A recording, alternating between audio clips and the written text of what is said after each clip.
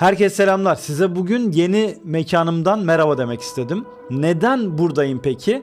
Şimdi anlayacaksınız.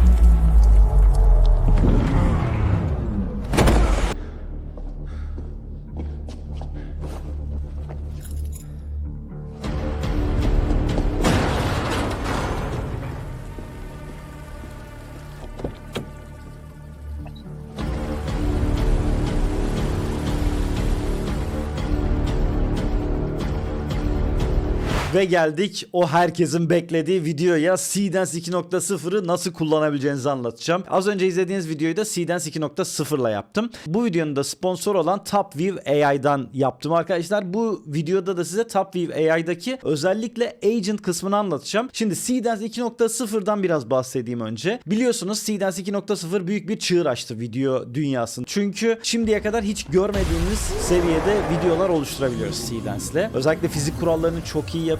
İşte karakter tutarlılığını, mekan tutarlılığını çok iyi yapıyor. Biliyorsunuz bir de Seedance 2.0 yüzü yasaklamıştı. Çünkü çok büyük tartışmalara yer açtı. İşte o mesela Tom Cruise'la Brad Pitt'in bir dövüş sahnesi var. Belki görmüşsünüzdür. Böyle bayağı Hollywood ayaklandı. Oyuncular Sendikası falan basın bildirisi yayınladı. Ama ilk başta böyle törpülenmiş versiyonunu çıkardılar. Fakat TopView AI'da kendi yüzünüzü veya istediğiniz birinin yüzünü de kullanabiliyorsunuz Seedance'te. Tamamen özgürsünüz istediğiniz şeyi yapmakta.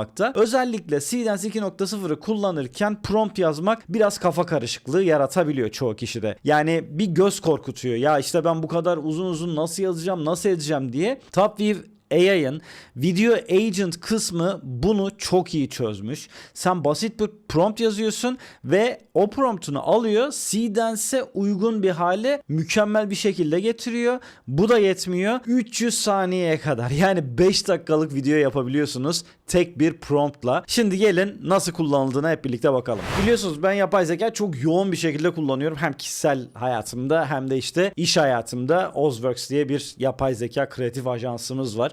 Orada da bolca yapay zekayı, bolca değil yani full yapay zekayı kullanıyoruz. Artık Seedance'i de iş akışımıza entegre ettik hatta. Geçtiğimiz haftalarda Kaplan Dayı diye bir kısa film yaptım. Belki görmüşsünüzdür. Görmeyenler için de şu sağ sol üst köşeye, nereye işte şuraya bir yere bırakıyorum. Hala şuna alışamadım ya. Kamerada ters görüyorum ya kendime. Oradan da izleyebilirsiniz bu kısa filmi. Bakın daha önce bir sürü video modeli kullandık. İşte VO'yu da kullandık, Kling'i de kullandık. Hala kullanıyoruz tabii ki de. Ama şimdiye kadar şahsen oturup da kısa film yapma isteğim yoktu. Çünkü tutarlılığı çok zordu. Gerçekçi fizik oluşamıyordu. Fakat Seedance çıktı piyasaya ve ben oturdum bir hafta içerisinde 7 dakikalık kısa film yaptım. Yani bunun bir tık sonrası artık uzun metraj filmler. Lafı uzatmadan ondan da bahsedeceğim. O sahneleri nasıl oluşturduğumu en azından bir örnek vererek göstereceğim. Topview.ai arkadaşlar. Bu arada linki de açıklama kısmına bırakacağım. Bu linkten de üye olabilirsiniz Topview AI'ya. Sizlere özel bir link bu. Buraya girdiğimiz zaman ana sayfada bakın.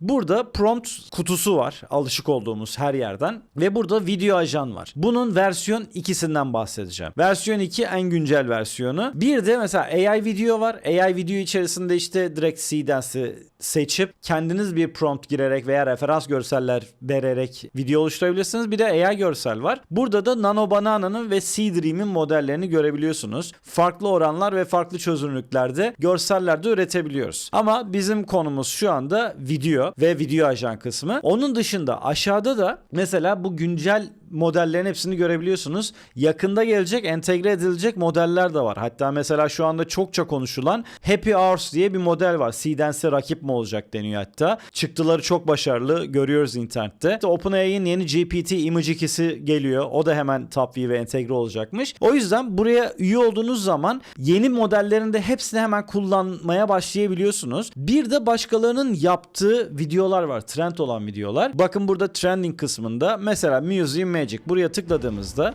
bakın burada böyle bir video var. Seedance 2.0 ile yapılmış bir video. Böyle bir videoyu oluşturmak istiyorsanız burada promptunu görebiliyorsunuz. Bu promptu alıp istediğiniz gibi kendinize göre oluşturabilirsiniz veya direkt oluştur butonuna tıklayabilirsiniz. Referans kullanıldıysa burada referans görseli de gösteriyor. Referans görseli kendi mesela kedinizle değiştirip direkt aslında şablon gibi buradan Seedance ile video oluşturabilirsiniz. Şimdi sıfırdan video oluşturacağız biz. Onun için video ajan kısmına giriyorum. Buraya şöyle bir prompt yazdım. Bir kedinin gözünden bakış açısından çekin POV tarzında kedi bir fareyi kovalıyor. İstanbul'da Galata Kulesi önündeki sokakta olacak bu kovalama. Fare sokakta yürüyen insanların ve kenarda kafede oturan insanların ayaklarının arasından geçecek. Bazı kişiler fareyi görünce korkabilir ve çığlık atabilir. Daha sonra fare bir ara sokağa girip bir deliğin içine girecek ve kedi onu yakalayamayacak. Ultra gerçekçi ve dinamik tek plan video olmalı dedim. Aşağıdan Seedance 2.0'ı seçiyorum. Bir de bunun fast olan modeli var biliyorsun. Oranlar var. 16'ya 9 yatayı seçtim. 1080 özelliği yeni geldi bu arada. İsterseniz 1080p üretebilirsiniz ve süreyi seçiyorsunuz. Buradan da süreyi seçtim. Bakın burada süreyi 300 saniyeye kadar uzatabiliyorsunuz. Yani 5 dakikalık video tek bir prompttan oluşturabilirsiniz. Ben şimdilik 15 saniyeyi seçtim ve yolla diyorum. Şimdi bakın burada yeni bir pencere açıldı. Bu pencerede sol tarafta bizim verdiğimiz promptu bu ajan anlıyor, analiz ediyor ve onu çok daha detaylı bir hale getiriyor. Ve gördüğünüz gibi Seedance'in anlayabileceği bir hale getirdi. Ekstra işte detaylar verdi. Gün saatiyle alakalı, kalitesiyle alakalı, gerçekçiliğiyle alakalı ve daha iyi bir video olmasıyla alakalı promptlar, daha doğrusu eklentiler bunlar.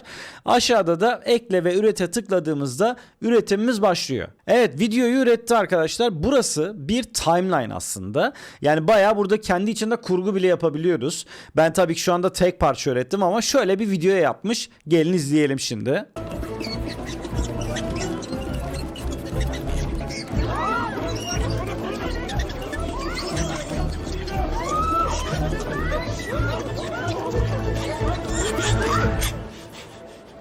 Müthiş olmuş. Yani promptu çok iyi anlamış gerçekten. Hayal ettiğim neredeyse her şeyi de yapmış. Böyle bir video ortaya çıkardık. Text to video yöntemiyle. Burada sadece bir metinden video oluşturduk. Şimdi Seedance'in asıl çok yetenekli olduğu kısım referans görsel veya videolardan bir yeni video üretmek. Gelin ondan bahsedeyim. Öncelikle ben burada kendi görselimi kullanacağım. İşte bir aksiyon filminin bir sahnesi gibi bir sandalyede bağlayayım. Daha sonra kötü adam geliyor. Kötü adamla dövüşmeye başlıyorum. Onu yere seriyorum. Cebindeki anahtarı alıyorum. Dışarı çıkıyorum. Dışarıda bir Cybertruck varmış. Ona biniyorum ve işte İstanbul manzarasına doğru yol alıyorum gece. Öncelikle bunun için referans görseller üretmem lazım. Bunu AI görsel kısmı içerisindeki Nano Banana ile üretebilirsiniz. Ben buraya kendi görselimi, resmimi veriyorum arkadaşlar. Ve kendimi boydan ve yakın planda olmak üzere tek bir görsel içerisinde 4 farklı halimi üreteceğim. Yani 4 farklı değil aslında. Önden, yandan, arkadan, bir de yüzümün yakın plan olduğu. Bunun promptunu açıklama kısmına vereceğim. Bu promptu kullanabilirsiniz. Karakter sheet oluşturmak için. Şimdi bunları oluşturduktan sonra bakın board diye bir bölüm var burada. Board'a giriyorsunuz. Burada isterseniz bu arada board'un içinde oluşturabilirsiniz. Oluştura tıkladığınızda board'da yeni bir size özel board açılacak. Burada da bakın Nano Banana 2 ve diğer tüm modelleri görebiliyorsunuz. Bu arada aklınıza gelecek neredeyse tüm popüler modeller var. İsterseniz metinden görsel, isterseniz görsel düzenlemeyi kullanabilirsiniz. Yani işte yine burada da kendi görselinizi verip istediğiniz hale getirebilirsiniz. Ben bunu yaptım. Yapmış halimi göstereyim. Evet, şöyle bir board oluşturdum kendime. Bakın mesela buna tıkladığımda bu promptu görüyorsunuz. Dediğim gibi açıklama kısmına vereceğim. Bu promptu kullanarak kendinizin bu halini oluşturabilirsiniz. Ve tek bir görsele referans verdiğinizde böylece karakter tutarlılığınızı hızınız devam edecek. Hem yüzden hem arkanızı döndüğünde, yanınızı döndüğünüzde bile aynı siz kalacaksınız. Seedance'de en çok kullanılan yöntemlerden bir tanesi bu. Şimdi bunu oluşturdum. Onun dışında böyle bir abimizi oluşturdum. Kötü adam bu olacak. Onun dışında mekan oluşturdum. Şöyle bir eski hangarın içerisinde bir sandalyede oturuyor olacağım ben. Bir de hangarın dışında bir Cybertruck duruyor. Bir de bunun görselini oluşturdum. Ya bunları çoğaltabilirsiniz bu arada. Yani atıyorum hangardan çıktığı kapıyı oluşturup kapıyı referans verebilirsiniz. Cybertruck'ın arkadan plakasının göründüğü başka bir görsel referans verebilirsiniz. Bunun gibi aklınıza gelen her şeyi referans verebilirsiniz. Ben şimdi kısa 4 tane referansla yapacağım bunu. Şimdi video ajan kısmına girdiğimizde bakın bu 4 görseli de yükledim. Bunlar image 1, 2, 3, 4 olarak etiketleniyor. Ve başladım yazmaya. Şimdi burada yönetmen gibi düşünmeniz lazım biraz. Hayal etmekten başlıyor her şey, tamam mı? Kafanızda önce o sahneyi canlandırıyoruz. Ben şöyle bir şey diyorum bakın. Image 1'deki adam, yani ben.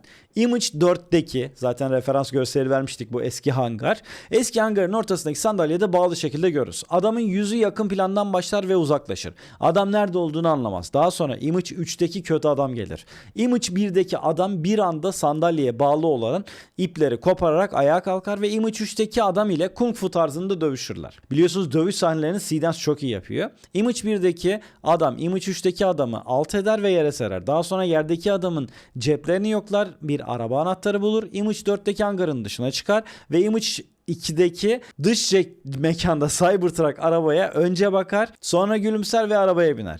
Kamera araba giderken yavaşça yükselir ve gece İstanbul şehri bir drone çekimi gibi görürüz dedim. Ben böyle bir şey hayal ettim ve aşağıdaki ayarlamalar kısmından da bunu 60 saniyeye çekiyorum bakın arkadaşlar ve yolla diyorum. Şimdi benim için bu promptu analiz ediyor ve çok daha detaylı bir hale getiriyor arkadaşlar. Bakın sahnelere böldü. İlk sahne, ikinci sahne, 3, 4. sahneyi ayırdı bunları ve her birinin kaçar saniye olacağını da hesapladı. Buna göre şimdi sahneleri oluşturmaya başlıyor. Önce birinci sahneyi oluşturacak. Çünkü birinci sahne bittiğinde son kareyi de referans alarak ikinci sahneyi oluşturmaya başlayacak. Yani hepsi birbirinin devamı olacak böylece. Bunu normalde yapmaya kalktığımızda biz manuel bir şekilde yapıyorduk. Fakat Tapwave AI bunu kendi içinde yapıyor. Ve bütün sahneleri oluşturdu. Bakın 5 tane sahne oluşturdu burada. Ve kendi içerisindeki timeline'a bunları sırasıyla aktardı. Şimdi bu bildiğiniz timeline aslında, CapCut gibi, Premiere gibi kendi içinde istediğiniz gibi kesebilirsiniz, kırpabilirsiniz, bölebilirsiniz veya aşağıdaki prompt kısmına eklemeler yapabilirsiniz. Yani işte yeni bir sahne ekleyebilirsiniz. Bu sahnelerin isterseniz yerini de değiştirebilirsiniz. Üzerine basılı tutup şöyle sağa sola çekerek ya da mesela bir sahne, şimdi bu atıyorum şu ne kadar, kendi içerisinde 8 saniyelik bir video diyelim veya şu kendi içinde 15 saniyelik bir video. Mesela bunu bakın sonradan ekleme yaptım ben. Şöyle promptları da çok iyi anlıyor bakın. Adam işte kötü adamın yüzüne slow motion tarzında yumruk vurur. Mesela slow motion'u müthiş yapıyor gerçekten. Fakat burada beğenmediğiniz bir kat var. Yani bir ara plan var diyelim. Onu da değiştirebiliyorsunuz. Bakın buradaki parçanın üzerine tıkladığınızda aşağıda video hatalarını düzelt diye bir buton var. Buraya tıkladığınızda bu videoyu analiz ediyor. Yani kaç plan olduğunu analiz ediyor ve o planlar içerisinde prompt yazarak değişiklik yapabiliyoruz. Şimdi analiz etmesini bekliyorum. Bakın burada her bir kat atılan yeri kendi içinde böldü. Bu böldüğü yerlerde değişiklik yapabiliriz istersek artık. Mesela şurası 1.1 saniyelik bir bölüm var şurada bakın. Diyelim burada işte adamın yüzüne ben böyle tam vuramıyorum, hatta adam kaçıyor. Diyebilirim ki burayı seçtikten sonra sağ tarafta da önerilen promptlar var. İsterseniz bunlardan birini seçebilir veya özel düzenleme talimatına tıklayarak şunu diyebilirsiniz. Yumruk atan adam kötü adamın yüzüne doğru vurmalı gibi bir şey. Şiddete karşıyız bu arada. Bu sadece bir AI video arkadaşlar. Bunun gibi ek sahne değil, sahne içinde değişiklikler yapabilir. Hatta buraya referans görsel bire verebilirsiniz tekrar. Bu da böyleydi arkadaşlar. Şimdi gelelim bu Kaplan Dayı filminde mesela yaptığım sahnelerden bir tanesini nasıl yaptım onu göstereyim. Bakın şöyle bir karakter yarattım ben. Kaplan Dayı diye el örmesinden kaplan maskesi olan bir bayağı Turkish dayı, yani bizden birisi, mangalcı bir tip böyle. Bunun işte kısa filmi izlerseniz görürsünüz. Kedisi kaçırılıyor. Kedisinin intikamını alıyor bu adam. Sonra böyle kötü adamlar yaptım. İşte siyah bereli tipler. Bu arada ben bunu yaptığımda insan yüzünün referans veremediğim için maskeli tipler ürettim. Şu anda Top View'de yapsam belki de böyle yapmayacaktım. Çünkü insan yüzü referans verebiliyoruz burada. Bir de böyle mekanlar ürettim. Farklı farklı mekanlar. Filmin geçtiği mekanlar. Bunların hepsini Nano Banana ile ürettim. Mesela bakın burada dedim ki Image 1'deki kaplan maskeli adam Image 3'teki koridora demir kapıdan girer. Shot 2. Kamera kaplan maskeli adamın yakın plan çekimine geçer. Shot 3 kamera işte kaplan maskeli adamın arkasından çekim yapar. Koridorun diğer kısmından kapılarından Image 2'deki siyah kar maskeli adamlar çıkar. Shot 4'te de kaplan maskeli adam siyah kar maskeli adamları tokat atarak döver vesaire dedim. Şimdi bu benim yazdığım promptu. Benim yazdığım promptu aldı Top View AI, çok daha detaylı bir hale getirdi. Bayağı sinematik dille bu promptu aldı ve analiz etti. Ve bakın şöyle bir video oldu burada. Bak demir kapıdan giriyor. Yakın plana geçiyor. Sonra arkadan çekim ve diğerleri geliyor. Şimdi tokatlayarak dövüyor hepsini. Bu arada bunu tekte yaptım. Normalde böyle tekrar uğraşırdık diğer AI modellerinde. Ve bir de şöyle bir video yaptım bakın. Burada ise farklı bir yöntemle yaptım. Şimdi önce videoyu izleteyim. Sonra nasıl yaptığımı göstereyim.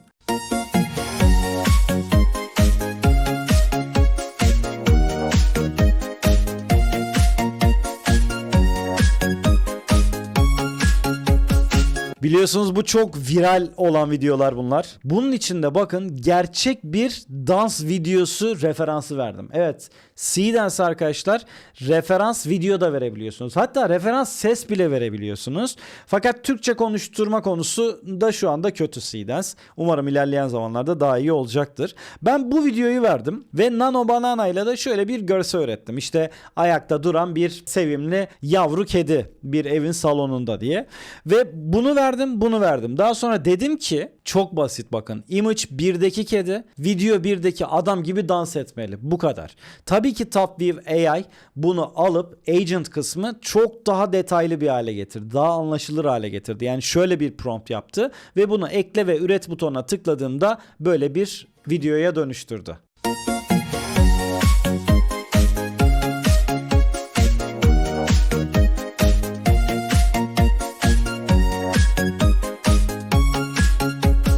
Genel olarak bu şekilde arkadaşlar. İsterseniz de benim Seedance 2.0 için özelleştirdiğim bir Gemini Gem var. Onu da açıklama kısmına bırakacağım. İsterseniz onu da kullanabilirsiniz. Bayağı Seedance özel böyle promptlar yazıyor. Gayet de iyi bir gem yaptığımı düşünüyorum.